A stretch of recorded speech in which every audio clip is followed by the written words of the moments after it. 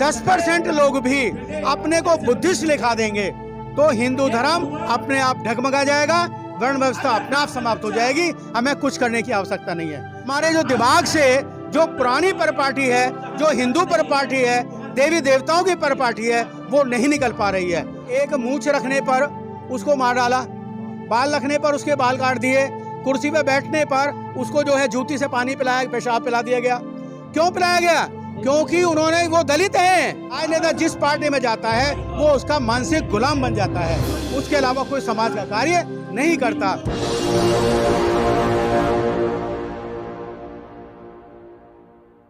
नमस्कार, आप देख रहे हैं NB News 24/7 नीलम बोध के साथ। और आज है हम बाजितपुर ठाकरन गांव में, जो कि बवाना विधानसभा में पड़ता है। और यहां पर आज एक भव्य कार्यक्रम का आयोजन किया गया, जिसमें कि कुछ लोगों को बौद्ध धर्म की दीक्षा दिलाने का काम किया गया। और इसी कड़ी में मेरे साथ में भारतीय बौद्ध महासभा दिल्ली प्रदेश के अध्यक्ष CS भंडारी जी, उन्हीं से जानना चाहूंगी भंडारी जी, जिस तरह से कर्म चल रहा है लोगों के घर वापसी का, तो इस कर्म को किस तरह से देख रहे हैं?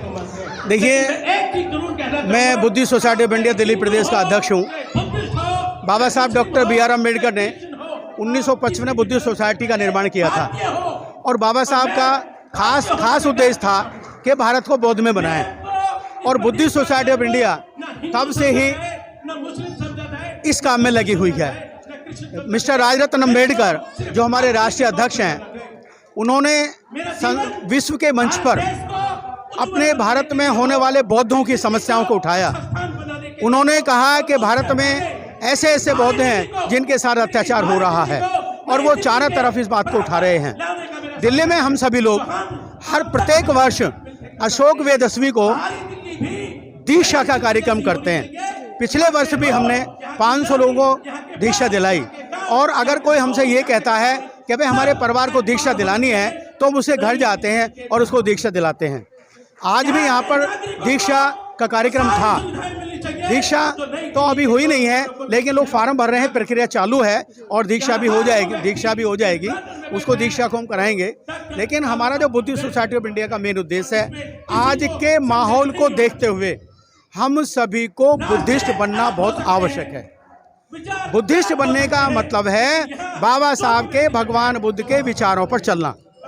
जब तक हम इस गली सड़ी व्यवस्था में, कल्पना में, अंधकार में, अविश्वास में जीते रहेंगे, तब तक हमारा सामाजिक शोषण होता रहेगा।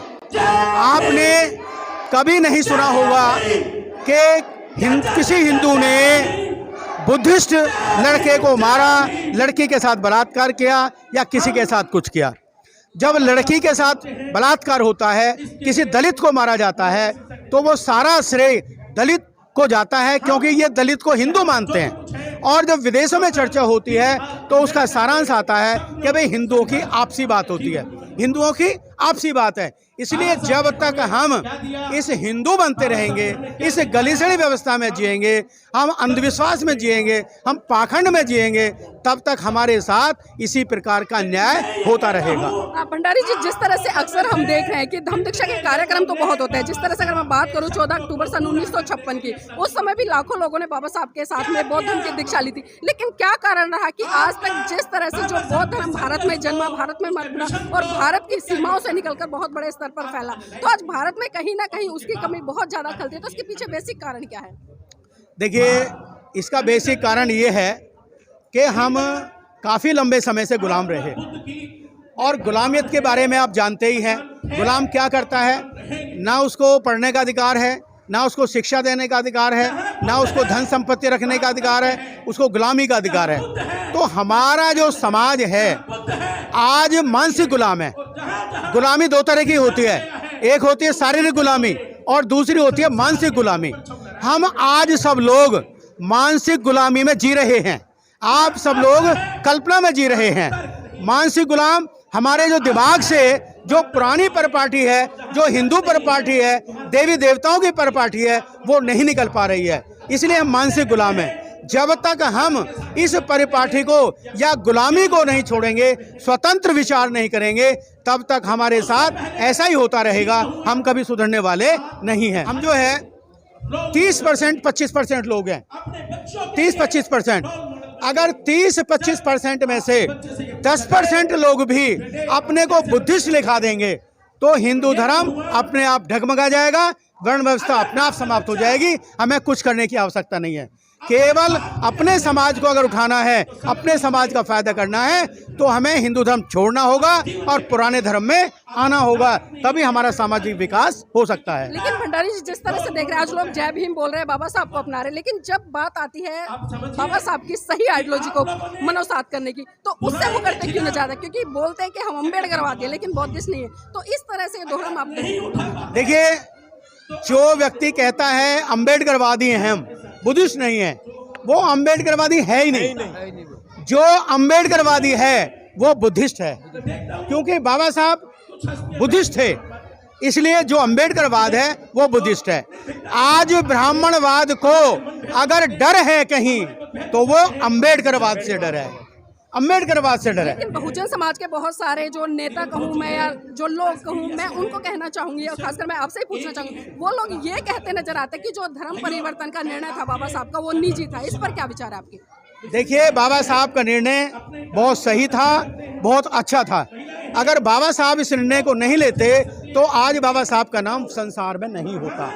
और जो भी जैसे राय रतन अम्बेडकर हैं, आज राय रतन अम्बेडकर का नाम इसलिए है, संसार में इसलिए है क्योंकि बौद्ध धर्म के अनुयायी हैं। जो बौद्ध धर्म में है, बौद्ध धर्म ग्रहण करेगा वो अपना सामाजिक विकास करेगा, और हम दलित रहने से इसे मर जाए तो ज़्यादा बेटर है। सर, आपने जिस तरह से अभी राज रतन जी की बात करके मैं एक सवाल उनसे जुड़ा जरूर लेना चाहूंगी, क्योंकि बहुत सारे श्रोताओं के हमारे पास में सवाल आते हैं कि आप राज रतन जी के बारे में कुछ चर्चा किया जाए। तो अभी जिस तरह से दिल्ली के मंत्री जी हैं राजेंद्र पाल गौतम जी, वो एक कॉन्सेप्ट लेके आए कि आने वाले समय में 2025 में हम 10 करोड़ लोगों को बौद्ध बनाएंगे। उसमें कि हम देख रहे हैं कि कई सामाजिक संगठन, धार्मिक संगठन उनके सानिध्य में काम कर रहे हैं। तो क्या लगता है कि आने वाले समय में 10 करोड़ का जो वो लेके चल रहे हैं ये पूरा हो पाएगा? देखिए, इस संदर्भ में मैं कुछ कह तो नहीं सकता कि होगा या नहीं होगा, वो तो आगे की बात है।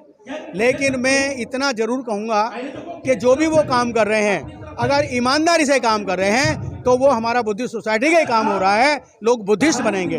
अभी हमारी राजेंद्र पाल गौतम जी से 2 मीटिंग हुई है, 2 मीटिंग, दोनों मीटिंग में उन्होंने कहा है कि बुद्धिस्ट सोसाइटी के बैनर तले हम इस धर्म को अपनाएंगे, और 10,000 लोग दिल्ली में आ रहे हैं।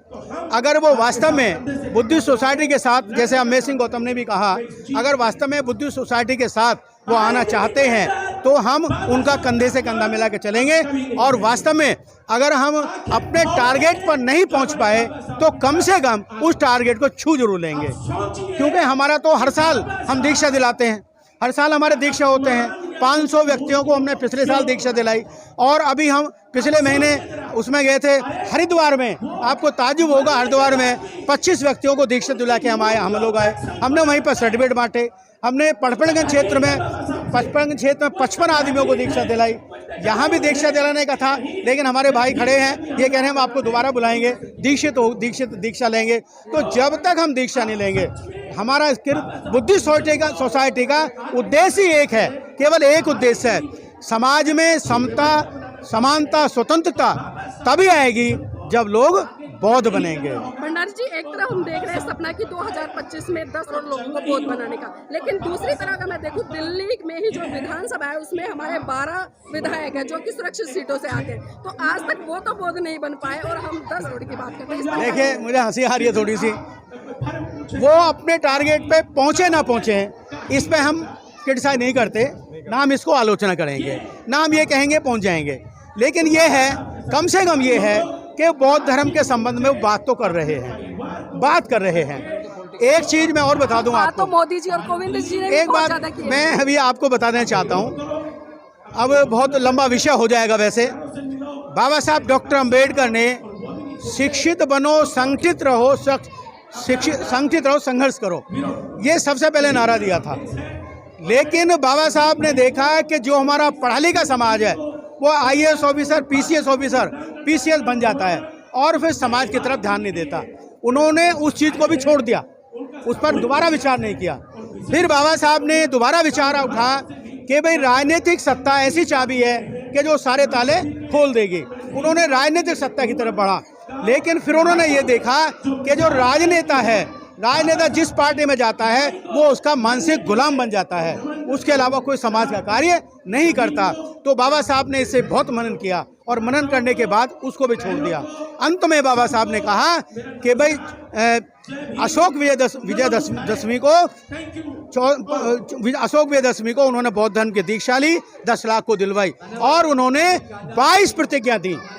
22 प्रतिज्ञा, कम से कम जब आप 5 प्रतिज्ञाओं को मान लोगे कि पहली जैसे है मैं किसी ब्रह्मा में इसकी पूजा नहीं करूंगा, मैं उसकी पूजा नहीं करूंगा, देव देवताओं को नहीं मानूंगा, ईश्वर कोई अवतार नहीं है, जब आदमी प्रतिज्ञा लेगा तो उसके मानसिक पर जरूर प्रभाव पड़ेगा और जो मानसिक गुलाम है वो अपनी स्वतंत्रता की तरफ बढ़ेगा। गुलामी की जंजीरों को झेल रहे लोगों के लिए क्या मैसेज देना चाहेंगे? मैं आज इस माध्यम से सबको संदेश देना चाहूँगा कि आने वाले समय में हम सब लोग बौद्ध दिखाएं अपने को, बच्चों को भी, बड़ों को भी, बूढ़ों को भी। और अगर किसी को ये संभावना है कि भाई बौद्ध बनने से उसका आरक्षण खत्म हो जाएगा, उसको सुविधा नहीं मिलेगी, वो सारा गलत है। क्योंकि सन 1990 का एक गवर्नमेंट ऑफ इंडिया का चीफ सेक्रेटरी का हमारे पास आदेश है, अगर बौद्ध को 2 फायदे हैं। अगर बौद्ध जो हमारे लोग हैं बौद्ध धर्म दीक्षा लेंगे और बुद्धिस्ट बनेंगे तो उनके लिए 2 रास्ते खुल जाते हैं। पहला रास्ता, अगर वो एससी का बेनिफिट लेना चाहते हैं तो उसको एससी का बेनिफिट मिलेगा। 1990 के लोकसभा जो और विधानसभा है इसके आदेश के अनुसार उसको दोनों चीज़ मिलेंगी। और दूसरा, जो लोग अपने को जातिगत तरीके से एससी शो नहीं करना चाहते वो अल्पसंख्यक माइनॉरिटी में आएंगे और उनको माइनॉरिटी का लाभ मिलेगा। तो हमको बौद्ध धर्म ग्रहण करने के लिए 2 लाभ हैं, चाहे तो माइनॉरिटी की तरफ चले जाएं तो माइनॉरिटी का लाभ मिलेगा और हम एससी की तरफ जाएंगे तो हमें एससी एसटी का लाभ भी मिलेगा। तो क्या लगता है, जिस तरह से आपने कहा कि लोग अगर अपने नाम के पीछे बौद्ध लिखना शुरू कर दे तो जो अत्याचार शोषण आज बहुजन समाज पर हो रहा है वो खत्म हो जाएगा? देखो, मैं फिर भी उसी बात को रिपीट कर रहा हूँ। आप जितने भी एक मूंछ रखने पर उसको मार डाला, बाल रखने पर उसके बाल काट दिए, कुर्सी पर बैठने पर उसको जो है जूती से पानी पिलाया, पेशाब पिला दिया गया। क्यों पिलाया गया? क्योंकि उन्होंने, वो दलित हैं, वो शूद्र हैं, दलित हैं। और जब बात उठती है यूएनओ में भी, विधानसभा में भी, तो दलित जो है, शूद्र जो है, वो हिंदू है और उनकी लड़ाई कोई इसलिए लड़ता है क्योंकि आपस में हिंदू हैं। लेकिन अगर वो बौद्ध मरने वाला बौद्ध होता तो जापान जितना बड़ा कंट्री है, चीन, चाइना, जिससे सब डरते हैं, इनका कंट्री है, वो बुद्धिस्ट कंट्री है और उनकी तरफ ये बात जाएगी तो हमारा राइट होगा और हमारी शक्ति बनेगी हमारी। इसलिए हमें बौद्ध धर्म अपनाना बहुत जरूरी है। जी, बहुत बहुत धन्यवाद। तो ये थे हमारे साथ में CS भंडारी जी, जिन्होंने बड़ी बेबाक तरीके से अपनी बात को रखा और बिल्कुल बहुत कड़े शब्दों में और खुले शब्दों में एक संदेश दिया इस देश के लोगों को कि जब तक हम जातियों से ऊपर हटकर बौद्ध धर्म को नहीं अपनाएंगे तब तक हम अपना कल्याण नहीं कर पाएंगे।